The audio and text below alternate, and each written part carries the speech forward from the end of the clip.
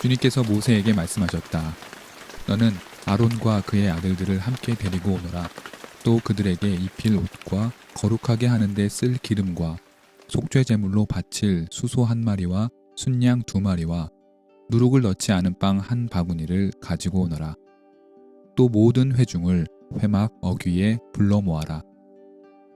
모세는 주님께서 자기에게 명하신 대로 회중을 회막 어귀에 불러 모으고 주님께서 다음과 같이 하라고 명하셨다 하고 말하였다. 레위기 8장 1절에서 5절 말씀. 레위기 1장에서 7장까지 각종 제사 규례에 대한 법도와 의미를 다루었습니다.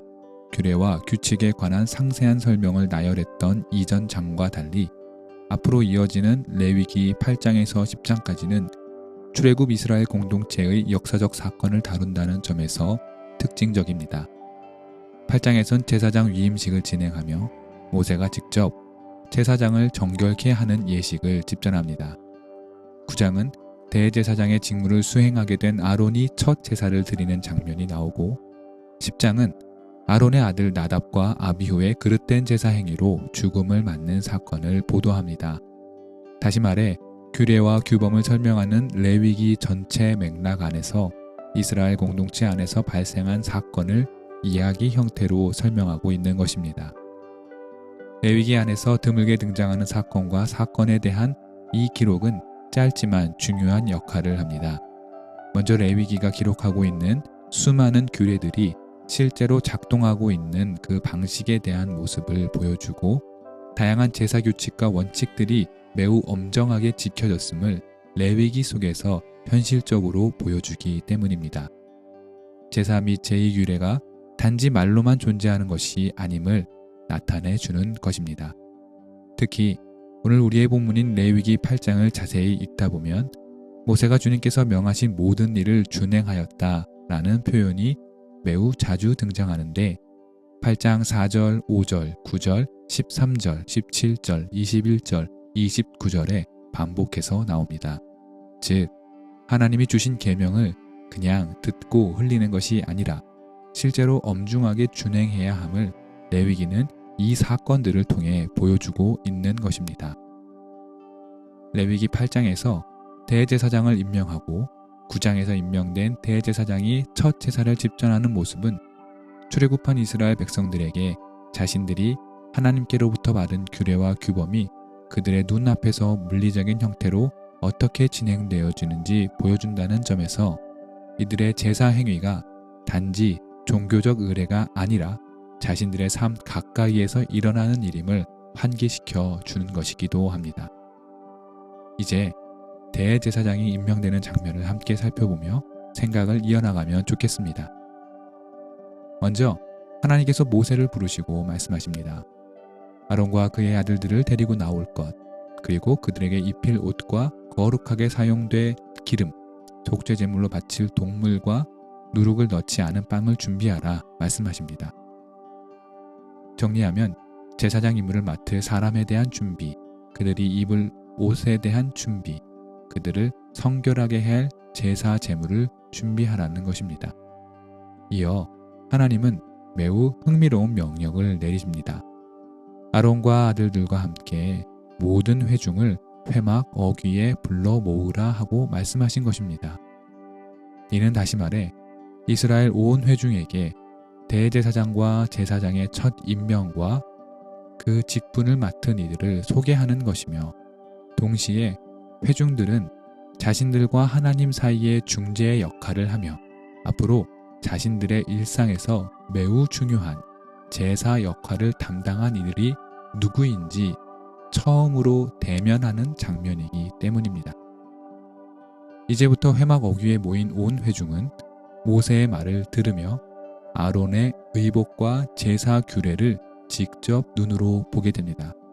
또한 제사장 임명을 위한 속죄 제사 또한 바라보게 됩니다. 아론과 아들들의 입장에서 온 회중 앞에서의 제사장 임명식은 그 자체로 거룩한 부담이었을 것입니다.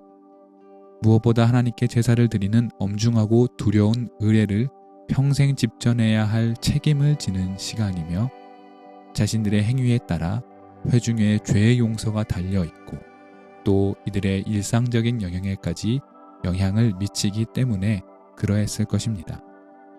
그러나 동시에 무척이나 고맙고 가슴 벅찬 일이기도 했을 것입니다. 고대 이스라엘 사회에서 제사장이 된다는 것은 단지 직업이나 직능의 개념으로서 제사를 집전하는 자 이상의 의미가 있습니다. 이들은 평생을 살며 누구보다 성결한 삶을 살아야 할 책임이 있었습니다. 또한 기업을 받을 수도 없었습니다.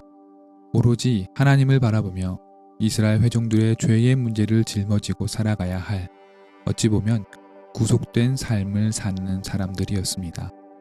그렇기에 제사장들이 자신의 직무를 임명받는 순간에 회중들 앞에 선다는 것은 평생토록 하나님과 인간 사이에 서서 그 사이를 중재해야 할 높은 사명에 대한 다짐의 시간이었을 것입니다.